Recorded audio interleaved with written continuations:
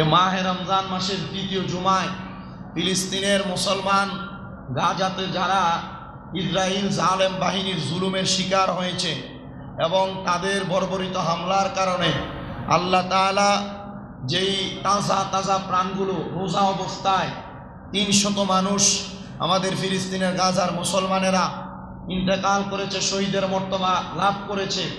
আল্লাহ তাআলা যেন এই মজলুমদের দোয়া, মজলুমদের ইন্তেকালের পরবর্তী সময় সারা বিশ্বের যত মানুষ তাদের জন্য দোয়া করেছে, আল্লাহ তাআলা যেন এই দোয়ার বরকতে ফিলিস্তিনের গাজার মুসলমানদেরকে মুক্তি দান করেন এবং ইসরায়েলের জালেম বাহিনীর জুলুম থেকে আল্লাহ তাআলা তাদেরকে হেফাজত করে এই ইসরায়েল বাহিনীদেরকে যেন নাস্তানাবুদ করে দেয়। সবাই বলি আল্লাহুম্মা আমিন। অবশেষে একটা জিনিস প্রমাণ হয়েছে, সারা বিশ্বের যতগুলা মুসলিম রাষ্ট্র আছে কেউ এখনো পর্যন্ত এই গাজার মুসলমানদের পক্ষে হয়ে ইসরায়েলের বিরুদ্ধে এখনো পর্যন্ত জিহাদ করার জন্য কেউ প্রস্তুতি নেন নাই। একটা দেশ নিয়েছে, সেটা হচ্ছে ইয়েমেন। এই ইয়েমেন দেশ প্রস্তুতি নেওয়ার মাধ্যমে একটা জিনিস প্রমাণ হয়, মুহাম্মাদুর রাসূলুল্লাহ সাল্লাল্লাহু আলাইহি ওয়াসাল্লাম নবীজি বেশিরভাগ সময় ইয়েমেনবাসীর জন্য দোয়া করতেন। এখন প্রমাণ হচ্ছে নবীজি কেন ইয়েমেনবাসীর জন্য দোয়া করতেন। কারণ আমার নবীজি জানতেন ইয়েমেন থেকে বড় বড় জবরদস্ত আল্লাহর ওলিরা বের হবেন। আমার নবী জানতেন ইয়েমেনের মুসলমানদের ঈমান থাকবে তাজা।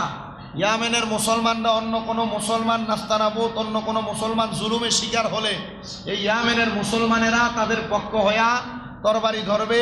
কারণ আমরা মুসলমান জাতি, আমরা তরবারি বিক্রি করে দিছি, জায়নামাজ কিনছি, যেটাই হয় আমরা শুধু দোয়া করি। কিন্তু শুধু দোয়া করা না, মুসলমানদের নামাজ, রোজা, হজ, যাকাত, দান, সাদকা এ ফরজ ইবাদতের পাশাপাশি জিহাদ করো একটা ফরজ।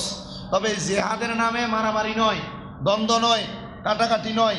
এই জিহাদ করতে হবে মহান আল্লাহ সন্তুষ্টির জন্য, ইসলামকে টিকিয়ে রাখার জন্য, মুসলমানদের অস্তিত্ব বজায় রাখার জন্য। আর সেই গাজার মুসলমানরা তাদের অস্তিত্ব বজায় রাখার জন্য তারা যদিও যুদ্ধ করার প্রস্তুতি গ্রহণ করে, তাদেরকে তো হাতের আগ্নেয়াস্ত্র যারা তারা যুদ্ধ করতে পারে না। কেন? তাদেরকে ইসরায়েলের দূর সীমান্ত থেকে ডাইরেক্টলি বোম ব্লাস্টিং করা হচ্ছে। আল্লাহ তাআলার কাছে আমরা ফরিয়াদ করবো, আল্লাহ তাআলা যেন এই গাজার মুসলমানদেরকে জালেম বাহিনী থেকে হেফাজত করে, সমস্ত পৃথিবীর মুসলমানদেরকে হেফাজত করে। সবাই পড়ি আল্লাহুম্মা আমিন। তবে আমরা যারা বাংলাদেশের মুসলমান দাবি করি, আমাদেরকে যখনই আল্লাহর কোরআন, রসুল পাকের হাদিস এবং ইসলামের ইজ্জত রক্ষার্থে যদি কখনো আল্লাহ তাআলার পক্ষে এবং আল্লাহ তাআলার পেয়ারা হাবিবের ইসলাম ধর্মের পক্ষে কখনো কাজ করার জন্য, জিহাদ পরিচালনা করার জন্য বলা হয়, আমরা ইসলামের পক্ষে থাকব। আল্লাহ তাআলা আমাদেরকে সেই স্পৃহা আমাদের সিনাতে দান করুন। সবাই পড়ি আমিন। মুসলমান ইমানদারেরা গভীর মনোযোগ দিয়ে বয়ান শ্রবণ করার চেষ্টা করবেন, যেহেতু তাকওয়ার গুরুত্ব, আল্লাহর ভয় কাদার ফজিলত। আল্লাহ তাআলা ঘোষণা করেন, ইন্না আকরামাকুম ইনদাল্লাহি আতকাকুম। আল্লাহ তাআলা বলেন, নিশ্চয়ই তোমাদের মধ্যে ওই ব্যক্তি আল্লাহর নিকট অধিক মর্যাদা সম্পন্ন, যিনি তোমাদের মধ্যে অধিক মুত্তাকি। সাহাবায়ে কেরাম প্রশ্ন করে, ইয়া রাসূলুল্লাহ, ইয়া হাবিবাল্লাহ, নবীজি আপনার কাছে জানতে চাই, আপনি বলেন না কারা মুত্তাকি, কারা তাকওয়াবান। আল্লাহর হাবিব সাল্লাল্লাহু আলাইহি ওয়াসাল্লামের প্রখ্যাত হাদিস বিশারদ এবং উলামায়ে কেরাম মুত্তাকিদের উদাহরণ প্রদান করতেছেন। ফায়া আইয়ুহাল মুমিনুনাল মুত্তাকুন, তোমাদের মধ্যে মুমিন মুত্তাকি হলো তারা, ইয়ালামু আন্না তাকওয়া হুয়াল ইহতিরাজু বিতাআতিল্লাহি আন উকুবাতিহি। আল্লাহর হাবিব সাল্লাল্লাহু আলাইহি সাল্লাম বলেন, তাকওয়া হলো আল্লাহর অনুগত্যর দ্বারা তার শাস্তি থেকে বেঁচে থাকা। ও আল্লাহর হাবিব আরো সহজ করে আমাদেরকে জানিয়ে দেন। বলে, শোনো দুনিয়ার মুসলমানের দলেরা, ওই তাকওয়া হলো ইউকালু আইদান হুয়াল খাউফ, হুয়াল খাউফি মিনাল খালিলি ওয়াল আমালু বিতানজিলি ওয়াল কানাআতু বিল কালিলি ওয়াল ইস্তিআদাদু লিয়াউমির রাহিল। আল্লাহর হাবিব বলেন, তাকওয়া হচ্ছে আল্লাহকে ভয় করা, কোরআন অনুসারে আমল করা, অল্প অল্পতে সন্তুষ্ট থাকা এবং পরকালের জন্য প্রস্তুতি গ্রহণ করা। সাহাবায়ে কেরাম বলে, ইয়া রাসূলুল্লাহ, ইয়া হাবিবাল্লাহ, নবী গো, বুঝতে পারলাম আল্লাহকে ভয় করা, অল্পতে সন্তুষ্ট থাকা, কোরআন অনুসারে আমল করা, পরকালের জন্য প্রস্তুতি গ্রহণ করা, এগুলার মাধ্যমে তাকওয়া এবং খোদাভীতি তৈরি হয়। মায়ার নবী গো, আপনি নবীর কাছে জানতে চাই আল্লাহকে ভয় করলে কেমনে তাকওয়া প্রকাশ পায়? বলে খোদাভীতি অন্তরে ধারণ হয়। আল্লাহকে যারা ভয় করে তারা কোনোদিন নামাজ ছাড়ে না। আল্লাহকে যারা ভয় করে তারা কোনোদিন রোজা ছাড়ে না। আল্লাহকে যারা ভয় করে তারা কোনোদিন পরের হক মেরে মেরে খায় না। আল্লাহকে যারা ভয় করে তারা কোনোদিন খারাপ দিকে নজর দেয় না, খারাপ দিকে কদম বাড়ায় না। আল্লাহকে যারা ভয় করে তারা কোনোদিন অশালীন কর্মকাণ্ড করে না। আল্লাহকে যারা ভয় করে তারা কোনোদিন আল্লাহ তাআলার কোরআনের আইনের বিরোধিতা করে না। আল্লাহকে যারা ভয় করে তারা কোনোদিন সত্যের পথ থেকে দূরে সরে যায় না। আল্লাহকে যারা ভয় করে, যেগুলা মন্দ কাজ, খারাপ কাজ, তারা কখনো সেই কাজগুলা করে না। ইয়া রাসূলুল্লাহ, দ্বিতীয়তে আপনি বললেন কোরআন অনুসারে আমল করা। বলে হ্যাঁ, কোরআন তোমাদেরকে যেই যে আমলগুলা করার কথা বলেছে তোমরা সে আমলগুলা করবা। 3 নাম্বার আপনি বলেছেন দুনিয়াতে অল্পতে সন্তুষ্ট থাকা। যা তোমরা পাও এই পাওয়ার মধ্যে তোমরা আল্লাহ তাআলার শুকরিয়া আদায় করবা। ও মায়ার নবী, আপনি বলেছেন পরকালের জন্য প্রস্তুতি গ্রহণ করা। নবী গো, পরকালের জন্য প্রস্তুতি গ্রহণ করলে কি হবে আপনি বলেন না? আমার নবী বলেন, তাকওয়াবান ব্যক্তি যদি পরকালের জন্য প্রস্তুতি গ্রহণ করে, আমার আল্লাহ তাআলা দুনিয়াতে তাদের জীবনের গুনাহগুলা মাফ করায়া কবরে যাওয়ার সাথে সাথে ওই তাকওয়াবান খোদাভীতিওয়ালা বান্দাকে আমার আল্লাহর মেহমান হিসেবে গ্রহণ করে নেয়। ইয়া রাসূলুল্লাহ, ও মায়ার নবী, আপনি আরো তাকওয়ার ব্যাপারে বলেন। বলে বিত্তাকওয়া ইমিরারি কামা ক্বালা আযযা ওয়া জাল্লা। তাকওয়ার ব্যাপারে আল্লাহ তাআলা কোরআনুল কারীমের মধ্যে আরো ঘোষণা করে, ইয়া আইয়ুহাল্লাযীনা আমানু তাকুল্লাহা ওয়াল তানজুর নাফসুম মা কদ্দামাত লিগাদিন ওয়াত্তাকুল্লাহা ইন্নাল্লাহা খাবীরুম বিমা তা'মালুন। জোরে সুরে বলি সুবহানাল্লাহ। আল্লাহর হাবিব সাল্লাল্লাহু আলাইহি ওয়াসাল্লাম এই তাকওয়ার ব্যাপারে কোরআনুল কারীমে ঘোষণা করে, হে ঈমানদারেরা, হে ঈমানদারগণ, তোমরা আল্লাহকে ভয় করো। প্রত্যেকের ভেবে দেখা উচিত আগামী দিনের জন্য সে কি অগ্রিম পাঠিয়েছে। আল্লাহ তাআলা এটার মধ্যে জানিয়ে দিচ্ছে, এ দুনিয়ার ঈমানদারেরা, তোমরা আল্লাহকে ভয় করো। যারা আল্লাহকে ভয় করে তাদের প্রত্যেকের ভেবে দেখা উচিত তারা পরবর্তীতে অগ্রিম পরকালের জন্য কি প্রেরণ করেছে। মানে আপনি যে মারা যাবেন, কবরের জন্য আপনি কি রেডি করেছেন, হাসরের জন্য কি রেডি করেছেন, মিজানের জন্য কি রেডি করেছেন, ফুলসেরাতের জন্য কি রেডি করেছেন, আখিরাতের জন্য কি রেডি করেছেন। এরপরে আল্লাহ আবার বলে, ও দুনিয়ার মানুষেরা, ওয়াত্তাকুল্লাহ, অতঃপর শোনো, তোমরা আল্লাহর অনুগত্য করো। আল্লাহ বুঝতে পারলাম শুধু আল্লাহর ভয় না, অনুগত্য না, তোমরা দুনিয়াতে থাকা অবস্থায় ইন্নাল্লাহা খবীরুম বিমা তা'মালুন, তোমরা যা করো তা সম্পর্কে আল্লাহ তাআলা অবহিত। ভালো কাজ করলে আল্লাহ জানে, খারাপ কাজ করলে আল্লাহ জানে, মন্দ কাজ করলে আল্লাহ জানে, ভালো ভালো কাজগুলা করলে আল্লাহ জানে। ও আল্লাহ, বুঝতে পারলাম সব আপনি জানেন। তাহলে মূল কথায় আপনি বললেন আপনাকে ভয় করার জন্য। যদি আপনাকে ভয় করে তাহলে আপনি আল্লাহ সব জানেন, কথা সত্য। জানার পরেও বান্দা কেন গুনাহ করে? বলে বান্দা নির্বোধ। জানার পরেও কেন বান্দা খারাপ কাজ করে? বলে বান্দা নির্বোধ। জানার পরেও কেন বান্দা বাজে কাজ করে? বলে বান্দা নির্বোধ। জানার পরেও কেন বান্দা নামাজ ছাড়ে? বলে বান্দা নির্বোধ। জানার পরেও কেন বান্দা রোজা ভাঙে? বলে বান্দা নির্বোধ। আল্লাহ এই নির্বোধ বান্দার ব্যাপারে আপনি ঘোষণা করেন। আল্লাহ কয়, শোনো দুনিয়ার মানুষের দলেরা, ফি নারি জাহান্নামা খালিদিনা ফিহা, ওই নির্বোধ বান্দার ঠিকানা হলো জাহান্নাম। একদিন দুই দিন না, বান্দা চিরস্থায়ী বাসিন্দা হয়ে জাহান্নামে থাকবে। জোরে শুনে পড়ি নাউজুবিল্লাহ। এবার আমার আল্লাহ তাআলা কুরআনুল কারীমে এই তাকওয়ার ব্যাপারে আরো সুন্দর ঘোষণা করতেছে, ফাত্তাকুল্লাহা মাসতাতা'তুম ওয়াসমাউ ওয়া আতিউ ওয়া আনফিকু খায়রান লিআনফুসিকুম। আল্লাহ তাআলা বলেন তোমরা আল্লাহকে যথাসাধ্য ভয় করো। আগে বলছেন শুধু ভয় করো, এখন বলছেন যথাসাধ্য ভয় করো। সব জায়গায় প্রত্যেকটা কদমে কদমে ভয় করা, এটাকে বলে যথাসাধ্য ভয় করা। যথাসাধ্য যারা ভয় করে তারা কোনোদিন বাজে কাজ করে, ভালো কাজ ত্যাগ করে না। এরপর বলতেছে তোমরা শোনো, অনুগত্য করো, ব্যয় করো তোমাদের নিজের কল্যাণের জন্য। কোনটা? দানের কথা বলছেন, ব্যয় করো তোমরা তোমাদের নিজের কল্যাণের জন্য। আল্লাহ পরবর্তী আয়াতে আবার বলেন, ইয়া আইয়ুহাল্লাযীনা আমানুত্তাকুল্লাহা ওয়া কুলু কওলান সাদীদা। হে ঈমানদারগণ, তোমরা আল্লাহকে ভয় করো এবং সঠিক কথা বলো। আল্লাহকে ভয় করো, সঠিক কথা বলো। যারা সঠিক কথা বলে না, যারা বাজে কথা বলে, যারা সঠিক কথা বলে না, অন্যায়ের কথা বলে, যারা সঠিক কথা বলে না, গালমন্দ করে, যারা সঠিক কথা বলে না, মিথ্যা কথা বলে, যারা সঠিক কথা বলে না, বাজে বাজে কথাগুলো তাদের মুখ দ্বারা বের হয়, যারা সঠিক কথা বলে না, বাজে বাজে কথা বলে মানুষের মাঝে ঝগড়া দ্বন্দ্ব তৈরি করে, আল্লাহ তাদেরকে বলেন ইয়া আইয়ুহাল্লাযীনা আমানুত্তাকুল্লাহা ওয়া কুনু ওয়াকুলু কওলান সাদীদা। আল্লাহ বলেন তোমরা আমি আল্লাহকে ভয় করো এবং সঠিক কথা বলো। পরবর্তী আয়াতে আল্লাহ আবার বলতেছেন, ইয়া আইয়ুহাল্লাযীনা আমানুত্তাকুল্লাহা ওয়া কুনু মা'আস সাদিকিন। হে ঈমানদারগণ, তোমরা আল্লাহকে ভয় করো এবং সত্যবাদীদের সাথী হও।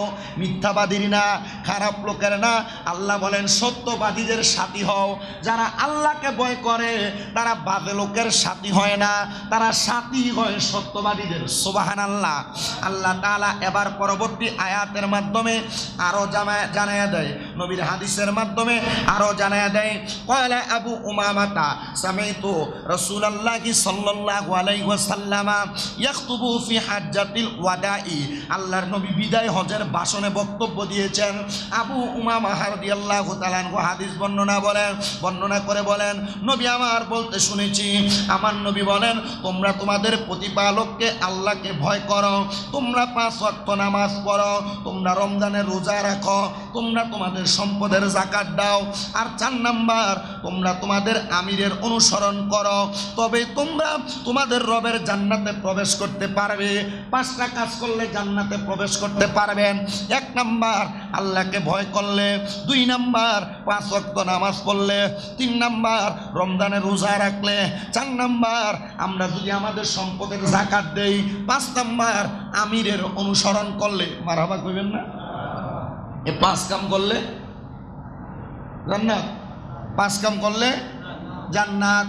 আল্লাহর হাবিব শুধু এই জায়গার মধ্যে ক্ষান্ত হন নাই, পরবর্তীতে আমার নবী আরেকটা হাদিস বলেন, আনা আবি হুরায়রা قال কিলা ইয়া রাসূলুল্লাহি। হযরত আবু হুরায়রা থেকে হাদিস বর্ণিত, তিনি বলেন এক ব্যক্তি নবীজিকে প্রশ্ন করলেন, মান আকরামুন নাস। নবীজি আপনার কাছে জানতে চাই সবচাইতে সম্মানিত মানুষকে। মারহাবা। সবচাইতে সম্মানিত মানুষকে। এবার আমার নবী বলতেছেন, ক্বালা আতকাহুম। যেই ব্যক্তি আল্লাহকে ভয় করে তারা নবীকে বলে, ফাকালু লাইসা আন হাযা। নবীজি আপনাকে আমি এই ব্যক্তি সম্পর্কে বলি নাই। নবীজিকে বলছে নবী সবচাইতে সম্মানিত মানুষকে। আমার নবী বলছে যে ব্যক্তি আল্লাহরে ভয় করে। এবার সাহাবীরা বলতেছে, ফাকালা লাইসা আন হাযা। নবীজি আপনাকে এই ব্যক্তি সম্পর্কে বলি নাই। নাসআলুকা, কি সম্পর্কে বলেছেন? বলে ক্বালা ফা ইউসুফান নাবিয়াল্লাহ। ইউসুফ নবীর কথা বলছো, ইবনু নাবিয়া, ইবনু খলিল, ইব্রাহিম খলিলুল্লাহর কথা বলছো। ক্বালু লাইসা আন হাযা। নবীজি এই নবীদের কথাও বলি নাই। নাসআলুকা, তাইলে কি এই ব্যাপারে বলছো? ক্বালা ফা আন মাআদিনি। ক্বালা ফা আন মাআদিনিল আরাবি তাসআলুনা খিয়ারুকুম ফি জাহিলিয়াতিল খিয়ারুকুম ফিল ইসলামি ইদা ফাকিহু। আল্লাহর হাবিব বলে, তাইলে কি তোমরা জাহিলিয়া যুগের লোকগুলার কথা বলতেছো, যে লোকগুলাকে তোমরা ভালো বলে জানো, যদি তারা ইসলাম গ্রহণ করে তারাও ভালো। তাহলে নবীজি প্রথম যে ভালো ব্যক্তির কথা বলছে, সম্মানিত মর্যাদাবান ব্যক্তির কথা বলছে, এ ব্যক্তি আর কেউ না, এ ব্যক্তি হলো মহান আল্লাহকে ভয় করনেওয়ালা ব্যক্তি। মহান আল্লাহকে যেই ব্যক্তি ভয় করে, রহমতের নবীর বুখারী শরীফের প্রথম খণ্ড 473 নম্বর পৃষ্ঠার 3243 নম্বর হাদিসের অর্ধেকের মধ্যে নবী বলতেছে, হে দুনিয়ার মানুষের দলেরা, ওই ব্যক্তি আল্লাহরে ভয় করে যেই ব্যক্তি আমি আল্লাহর ভয়ে রাত্রবেলা আমি আল্লাহর কাছে চোখের পানি ফালায়া ফালায়া কান্দে। পুরা রমজান মাস গেছে, চোখের পানি ফালায়া কয়দিন কাঁদছেন? আপনার বিবেকের কাছে প্রশ্ন। আমার নবীজির পরবর্তী হাদিস, আন আবি সাঈদুল খুদরি আনিন নবী সাল্লাল্লাহু আলাইহি ওয়াসাল্লাম ক্বালা ইন্নাদ দুনিয়া হুলুওয়াতুন খাদিরাতুন ওয়া ইন্নাল্লাহা মুস্তাখলিফুকুম ফিহা ফায়ানজুরু কাইফা তা'মালুনা ফাত্তাকুদ দুনিয়া ওয়াত্তাকুন নিসা ফাইন্না আউয়ালা ফিতনাতি বানি ইসরাঈলা কানাত ফিন নিসা। নবী আমার বলতেছেন, অবশ্যই দুনিয়াটি চাকচিক্যময় মিষ্টি ফলের মতো সুন্দর।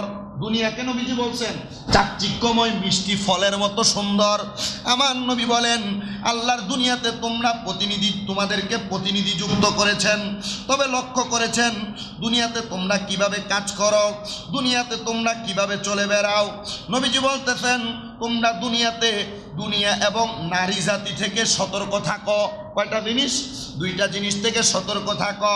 ইয়া রাসূলুল্লাহ, দুনিয়া এবং নারী জাতির কথা বললেন কেন? আমার নবী বলে, কেননা বনি ইসরাইলের মাঝে প্রথম ফিতনা সৃষ্টি হয়েছে নারী কেন্দ্রিক, এজন্য তোমরা এমন ফিতনা থেকে বড় সাবধান থাকো। আল্লাহর হাবিব পরবর্তী হাদিস বলতেছেন, আন জাবির ইবনে আব্দুল্লাহ ক্বালা রাসূলুল্লাহ সাল্লাল্লাহু আলাইহি ওয়াসাল্লাম আইয়ুহান নাসু তাকুল্লাহা ওয়া আজমিলু ফিত তালাবি। আল্লাহর হাবিব সাল্লাল্লাহু আলাইহি ওয়াসাল্লাম বলেন, হে লোক সকল, তোমরা আল্লাহকে ভয় করো এবং উত্তম পন্থায় জীবিকা তালাশ করো। ইয়া রাসূলুল্লাহ, কেন? বলে, ফাইন্না নাফসাল্লান তামুতা হাত্তা তাস্তাউই ফি রিজকাহা ওয়া ইন আবতাআ আনহা ফাত্তাকুল্লাহা ওয়া আজমিলু ফি তালাবিল খুজু মাহাল ওয়াদাউ মা হাররামা। আমার নবী বলেন, কেননা কোনো ব্যক্তি তার নির্ধারিত রিজিক পূর্ণরূপে না পাওয়া পর্যন্ত মৃত্যুবরণ করবে না। নবীজি বলছেন, তোমরা আল্লাহকে ভয় করো। 2 নাম্বার, তোমরা আল্লাহকে ভয় করার সাথে তোমরা হালালভাবে রিজিক তালাশ করো। নবীজি কেন? বলে, হালালভাবে রিজিক তালাশ করলে তুমি এই হালাল রিজিক ভক্ষণ করবে। যদি তুমি মারাও যাও, তোমার যত রিজিক তোমার জন্য ভাগ্যে লিপিবদ্ধ আছে, ওই রিজিক পাওয়ার আগ পর্যন্ত তুমি মারা যাবে না। এজন্য আল্লাহকে ভয় কইরা ইনকাম করলে হালাল পথে করবেন। আপনার ভাগ্যে যা আছে এইটা পাওয়ার আগ পর্যন্ত আপনি মরবেন না। আপনি কি কথা বুঝতে পারছেন? এতগুলা পাইছি, এতগুলা খাইয়া ফেলতেছি। আপনি যা খাইতে পারবেন তা খানার আগে আপনি মরবেন না, মারাবা করবেন না। আল্লাহ আমাদেরকে বোঝার তৌফিক দান করুন, আমিন পড়েন। আরো কিছু কথা শর্টকাট বলে দিচ্ছি।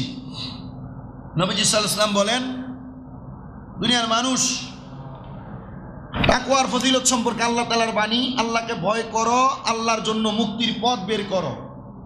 কিভাবে মুক্তির পথ বের করবে? যে মুক্তির পথ বের করো ভালো কাজের মাধ্যমে। কেন? আল্লাহ তাআলা বলছেন, আমি সব সমস্যার সমাধান করে দিব। আবার আল্লাহ তাআলা আরেক জায়গায় বলেন, যারা আল্লাহ এবং তার রাসূলের অনুগত্য করে, আল্লাহকে ভয় করে, তার অবাধ্যতা হতে সাবধান থাকে, তারাই সফলকাম ব্যক্তি। আল্লাহকে এবং তার রাসূলের অনুগত্য কইরা আল্লাহর অবাধ্য হয় না, এই ব্যক্তিগুলা সবচাইতে সফলকাম ব্যক্তি। পরবর্তী জায়গায় নবী সাল্লাল্লাহু আলাইহি সাল্লাম ঘোষণা দিচ্ছেন, 2 ফোঁটা এবং 2টা চিহ্ন আল্লাহর নিকট সবচাইতে বেশি দামি। 2টা ফোঁটা পানি এবং 2টা চিহ্ন আল্লাহর কাছে সবচাইতে দামি। সাহাবায়ে কেরাম নবীজিকে প্রশ্ন করছেন, ইয়া রাসূলুল্লাহ, 2টা ফোঁটা কি? বলে, আল্লাহ তাআলার ভয়ে কোনো বান্দা যদি 2 ফোঁটা চোখের পানি ফালায়, এই 2টা ফোঁটা পানি আল্লাহর কাছে সবচাইতে দামি। 2 নাম্বার 2টা চিহ্ন। আল্লাহ কোন 2টা চিহ্ন? বলে, বান্দা যখন আল্লাহ তাআলাকে ইবাদত করার জন্য তার হাঁটু দিয়ে আল্লাহ তাআলার ইবাদত করে, তার হাঁটুর মধ্যে কালো কালো দাগ পড়ে না, এই 2টা দাগ আল্লাহ তাআলার কাছে সবচাইতে দামি। তাহলে 2টা চিহ্ন কি? আপনার 2 পায়ের 2টা দাগ। নামাজ যে পড়বেন আপনার হাঁটুতে অবশ্যই দাগ পড়বে। আল্লাহ কেন? বলে হ্যাঁ, এই দুইটা দাগ আমার কাছে বড় দামি। নবীজি সাল্লাল্লাহু আলাইহি ওয়াসাল্লাম পরবর্তী হাদিসে আবার বলছেন, ইবনে মাসউদ রাদিয়াল্লাহু তাআলা আনহু বলছেন যে মুমিন বান্দার দু চোখ আল্লাহর ভয়ে পানি বের করে, যদিও তা মাছির মাথার পরিমাণ হয়, অথবা তার মুখমণ্ডল বেয়ে তাতে আল্লাহর জন্য জাহান্নাম তার জন্য হারাম করে দেয়। মানে যদি মাছির মাথা পরিমাণ কোনো পানিও যদি আল্লাহ তাআলার ভয়ে তার চোখের কোণার মধ্যে জমে, তাহলে আল্লাহ তাআলা কি করেন? তার জন্য জাহান্নাম হারাম করে দেয়। ইবনে আব্বাস রাদিয়াল্লাহু তাআলা আনহুর আরেকটা হাদিস, তিনি বলেন আমি রাসূল সাল্লাল্লাহু আলাইহি সাল্লামকে বলতে শুনলাম, জাহান্নামের আগুন দুইটা চোখকে স্পর্শ করবে না। জাহান্নামের আগুন কোন দুইটা চোখকে স্পর্শ করবে না?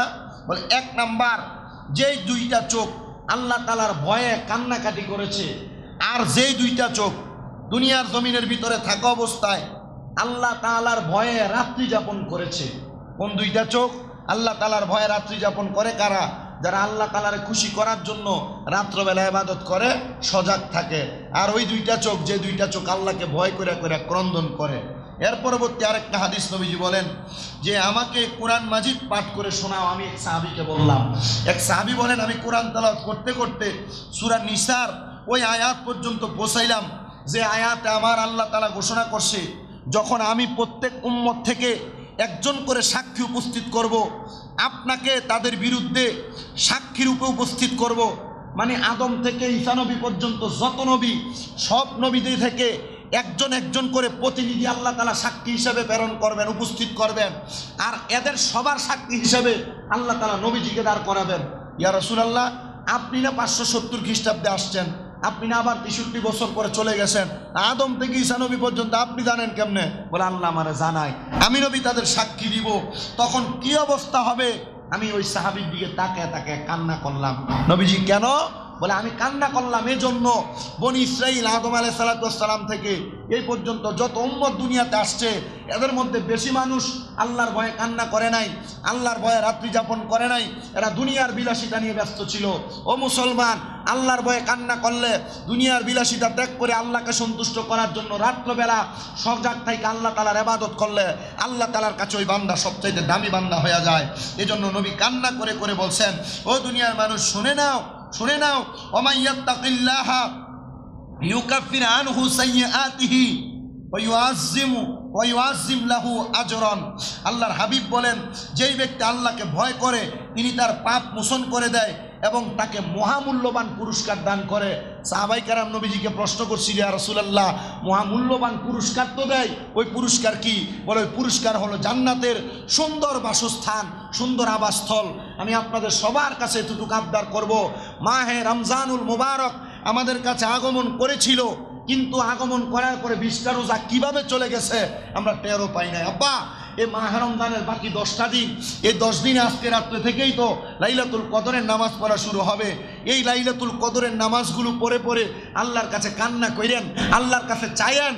আর ঘুমান তো সবসময়ই আল্লাহর কাছে এতটুক দোয়া করেন, আল্লাহ ঘুমে ঘুমে জীবন যতটুকুই কাটছে, লাইলাতুল কদরের রমজানের এই শেষ 10টা দিন আপনার কাছে আমি ইবাদত করি, এতটুক দোয়া কামনা করি। আল্লাহ, জানি না জীবনে কি ইবাদত করেছি, এই শেষ 10 দিনের উসিলা আমাদেরকে মাফ করেন। মাহে রমজানের শেষ 10 দিনের ব্যাপারে আম্মা জান আয়েশা সিদ্দিকা বলেন, আমার নবীজি ওনার ইজারকে, লুঙ্গিকে টাইট করে বেঁধে ইবাদতে লেগে যাইতেন, আর আমরা লুঙ্গিকে টাইট করে বাইন্দা মার্কেটে দৌড়াদৌড়ি করি। কথা বল না কেন? আমরা লুঙ্গিকে টাইট করে বাইদা মার্কেটে দৌড়াদৌড়ি করি। আল্লাহর ওয়াস্তে মাহে রমজানের শেষ 10টা দিন মার্কেটে দৌড়াদৌড়ি না কইরা পর্দার অন্তরালের মা বোন যারা আছেন অনেক করছেন, যতটুকু সম্ভব অল্প সময়ে আপনি আপনার, যেহেতু এটা একটা রুসুমে পরিণত হয়ে গেছে, মার্কেট না করলে ঈদ হয় না। রোজা রাখুক আর না রাখুক, আমি গতকালকেও না রাত্রে আমি একটা নিউজ দেখছি, ফেসবুকে দেখে আমি দেখতেছি অনেক মানুষ ইফতার করতেছে। যে ঢাকা শহরে ভালো কাজের কয়েকটা খাবারের জায়গা আছে, এই ভালো কাজের জায়গায় কয়েকজন ইফতার করতে বসছে। এখন আইসা এক সাংবাদিক প্রশ্ন করে, আপনি ইফতার করতে বসছেন, আপনি কি রোজা আছেন? এ করতেছে, না রোজা রাখতে পারি না, কষ্ট করি তো এই জন্য। তো ইফতার যে করলেন, এটা করা সুন্নত। সারা বছর এমনি এমনি দিন কাটায়া রমজান মাসটাকে আপনি অবহেলায় কাটায়া, ঈদের জন্য আপনার সবচাইতে বেশি আয়োজন, সবচাইতে বেশি ইন্তজাম, আপনি নতুন জামা কিনতে হবে, এটা রুসুমে পরিণত হয়েছে। আল্লাহর রাস্তে এতটুকু আবদার করি, নতুন জামা থাকবে। আল্লাহ রসুল সুন্দরকে পছন্দ করেন, আল্লাহ পছন্দ করেন। তবে আপনার কাছে এতটুকু মনে রাখতে হবে, নতুন জামা পরার আগে নিজের জীবনটারে নতুন করে গোছানোর জন্য রমজান আসছিল, কিন্তু আপনি নতুন জামা কিনছেন ঠিক, নতুন করে জীবনটাকে গোছান নাই। তবে আরেকটা কথা মনে রাখবেন, নবীজি সাল্লাল্লাহু আলাইহি ওয়াসাল্লাম এই কথাও বলছেন যে যারা মাহে রমজানের রোজাগুলো সঠিকভাবে আদায় করে নাই বা মাহে রমজানের রোজা রাখে নাই, তারা যেন ঈদের নামাজের ঈদগার কাছে দিও না আসে। যারা রমজানের রোজা রাখে নাই তারা যেন ঈদগাহের কাছে দিয়ে না আসে। নবীজি কেন এই কথা, এত কঠোর কথা বলে? হ্যাঁ, এই রমজান মাস আসছিল তার কাছে তাকে পবিত্র করে দেওয়ার জন্য, তার গুনাহ মাফ করানোর জন্য, আর এই ঈদের নামাজে তাকে মাফ করা হবে, ঈদের নামাজে তার দোয়াও কবুল করা হবে, কিন্তু সেই রমজানের রোজাগুলো আদায় করে নাই। আব্বাজি, পর্দার তলে যায় খাইতে খুব সাবধান। রমজান মাসের রোজাগুলো যে ভঙ্গ করতেছেন এই ব্যাপারেও খুব সতর্ক। আপনি ঘরে খান, দুনিয়ার মানুষ দেখেন, আল্লাহ তাআলা দেখে। আপনি দুনিয়ার ইবাদত কোনো রকম কাটান, তারাবির নামাজের অবস্থা হইল তার প্রমাণ।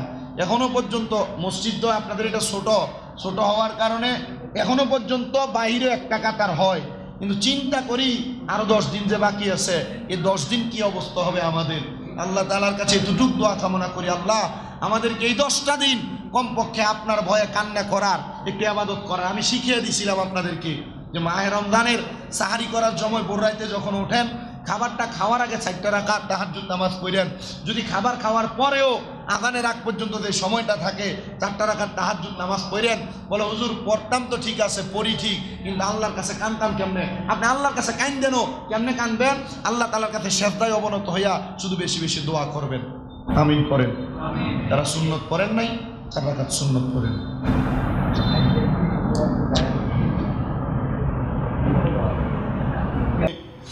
মায়ের রোজর কইরা তাকে দেখে মাহে রমজান মাসের এক এক করে 20টা দিন আমাদের থেকে বিদায় হয়ে যায়।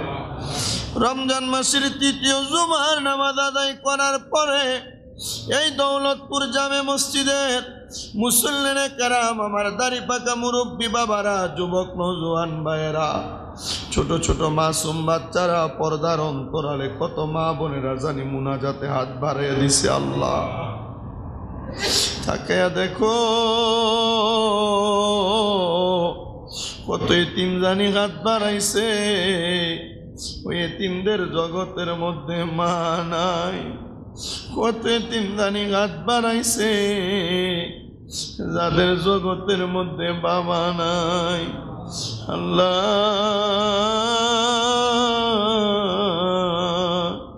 যে সন্তানরা বাবা হারা, যে সন্তানরা মা হারা, আবার অনেকে আছে মাও নাই বাবাও নাই, দনমের এতিম।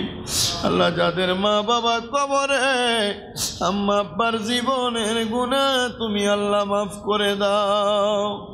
আল্লাহ এই দৌলতপুর মসজিদের ডাইনে বামে সামনে পেছনে যত কবরবাসী, প্রত্যেক কবরবাসীর কবর নাজাতের ফয়সালা করো।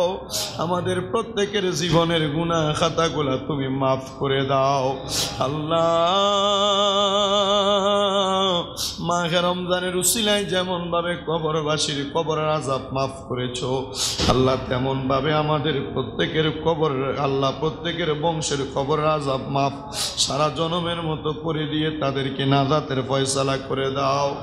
মাহে রমজানে মুসলমানেরা যেমন ভাবে আত্মসংযমতা নিয়ে চলে, মাহে রমজানে যেমন ভাবে তোমারে ভয় করে, মাহে রমজানে রোজাগুলো আদায় করে, মাহে রমজানে যেমন তোমারে ভয় করে একটা বাজে কাজ করতেও বান্দার মনের মধ্যে বাধা দেয়। আল্লাহ সারা বছর আমাদের কেমন তাকওয়ার উপরে থাকার তৌফিক দান কইরো, সারা বছর এমন ভয়ের সাথে থাকার তৌফিক দান কইরো।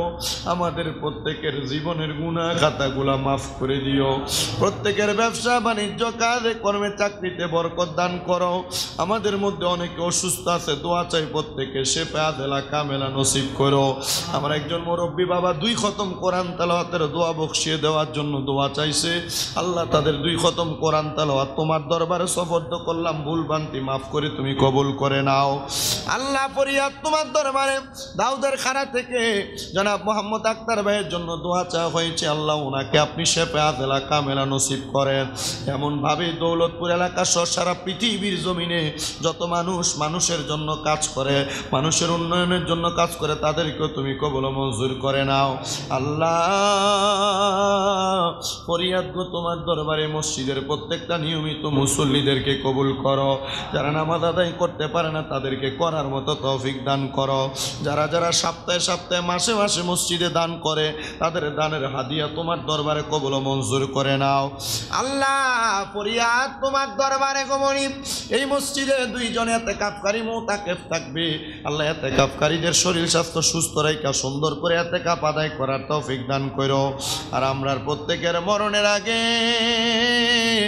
আখিরি জবানে মধুর কালেমা পড়ে দিয়েন লা ইলাহা ইল্লাল্লাহু মুহাম্মাদুর রাসূলুল্লাহ সাল্লাল্লাহু আলাইহি ওয়াসাল্লাম। আসসালামু আলাইকুম ওয়া রাহমাতুল্লাহ।